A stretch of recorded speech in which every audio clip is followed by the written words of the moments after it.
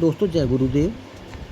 जैसा कि हमने आपको पिछली वीडियो में पुण्य और पाप के बारे में बताया था कि लोगों के इस सवाल के ऊपर हमने वीडियो सीरीज़ बनानी शुरू की है कि क्यों पुण्य करने के बाद भी या पुण्य कर्म में लगे रहने के बाद भी उन्हें किसी प्रकार से फल नहीं मिलता है या उसका कोई रिज़ल्ट नहीं मिलता है या वो पुण्य फलीभूत नहीं होते हैं। तो दोस्तों उसके बारे में हमने आपको डिटेल में पिछली वीडियो में बताया था। अब उसके आगे हम इसे कंटिन्यू कर रहे हैं। जैसा कि हमने कहा था कि कलयुग काल में अधिकता किस चीज़ की पाई गई है और बाकी युगों से। शिक्षा और युगों से यहाँ ज़्यादा सर्वोपरि है, जैसा कि हमने आपको पिछली वीडियो में बताया था। रिश्ते नाते, दोस्ती, भाईचारा और युगों से काफ़ी अधिक है। पहले के युगों में या बाकी के युगों में एक सीमा होती थी, एक सीमा क्षेत्र होता था दोस्ती, रिश्तेदारी, भाईचारे का। अब कलयुग में ऐसी कोई सीमा नहीं है। देश विदेश, अंदर बाहर, हर जगह किसी प्रकार से भाईचारा या अपने यारी दोस्ती वगैरह विकसित की जा सकती है। इसके बाद विज्ञान की उपलब्धि की तो कोई सीमा शेष ही नहीं है। मान लो कुछ दिन और यही अगर चलता रहा तो पूरे ब्रह्मांड को इंसान अपने हाथों पर ही ले आएगा। इसको कलयुग की पॉजिटिविटी कहें या कलयुग में लोगों के ऊपर ऐसा क्या प्रभाव है कि उन्होंने हर चीज़ को बौना किया हुआ है और इसके प्रभाव के चलते जितने भी ग्रह हैं वो यहाँ की गलियों में घूमते हुए दिखाई देंगे।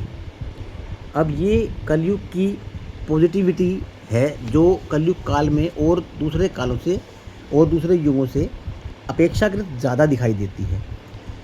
इसके बाद ज़्यादा शिक्षा के कारण ज़्यादा ज्ञान की गंगा इसी युग में अविरल बहे जा रही है। मसलन शिक्षा को इस युग में बहुत अधिक महत्व दिया गया है।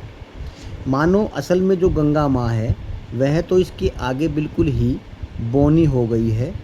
शिक्षा का बहाव कहें या शिक्षा की जो लोगों में देखा जा रहा है वो और युगों से बहुत अधिक है, बहुत ज़्यादा अधिकता है। जैसा कि हमने बाकी युगों के बारे में देखा, पढ़ा व सुना है, उसके हिसाब से कलयुग बाकी युगों से सैकड़ों हज़ारों साल आगे की ओर अग्रसर है। अब वो चाहे किसी तरक्की के मामले में हो, किसी भी नई चीज़ या नई बात को अनुसरण के मामले में हो या लागू करने के मामले हो या शुरू करने के मामले में हो, कलयुग हर काल हर युग से काफ़ी बेहतरीन प्रतीत हो रहा है। विज्ञान और शिक्षा के चलते उन्नति की ऐसी सुनामी आई हुई है कि बड़ी से बड़ी तकलीफ़, बीमारी, रोग इंसान के आगे बौने साबित हो रहे हैं।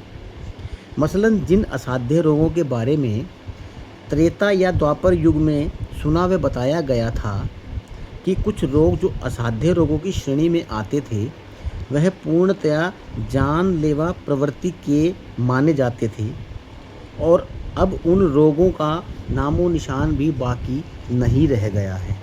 तो कलयुग का प्रभाव ऐसा माने कि बड़े बड़े रोगों से निजात यहाँ इस काल में मिली है और अगर कुछ प्रभाव बाकी बचा भी हुआ है वह ज़्यादा घातक श्रेणी में नहीं आता है।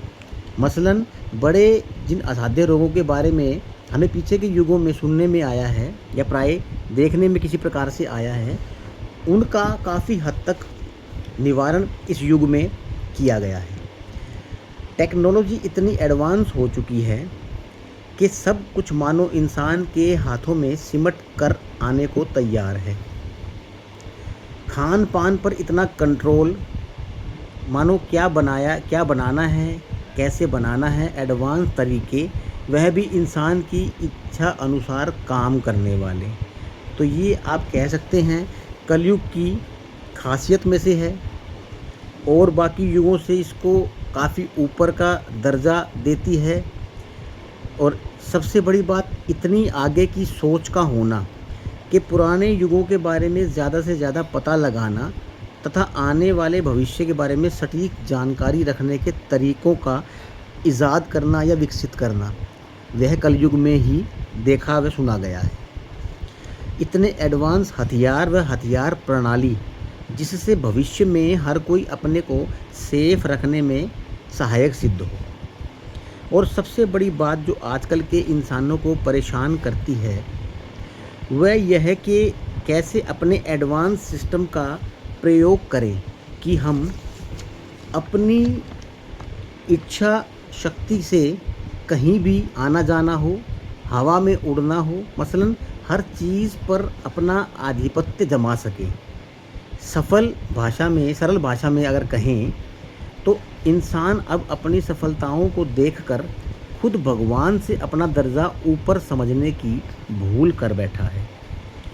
मतलब यहाँ सरल भाषा में यह है कि इतना एडवांस होने पर भी इस युग में इंसान ही वह जीव है जो सबसे ज़्यादा दुखी, परेशान, बीमारीग्रस्त व तनावग्रस्त रहता है तथा इसके चलते अब मानसिक रूप से ऐसी कश्मकश में फंसा रहता है जो उसके लिए महाभारत के चक्रव्यूह से भी काफ़ी ज़्यादा मुश्किल साबित हो रहा है।